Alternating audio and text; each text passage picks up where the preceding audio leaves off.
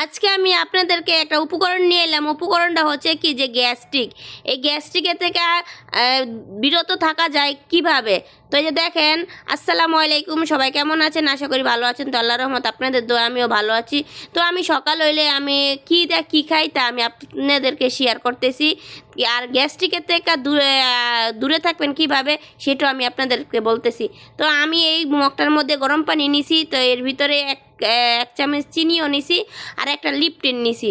তো আমি এটা বানাইলাম চা বানানোর পরে তো আমি এটার ভিতরে সেই উপকরণটা মিশাবো।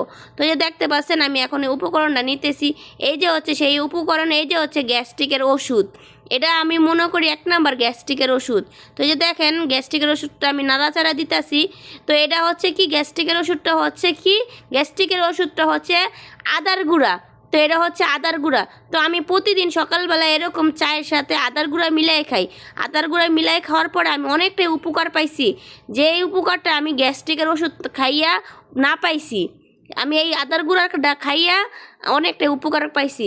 এই কারণে আমি আপনাদেরকে বলতেছি, আপনারাও এটা ট্রাই করতে পারেন। অবশ্যই ট্রাই করবেন।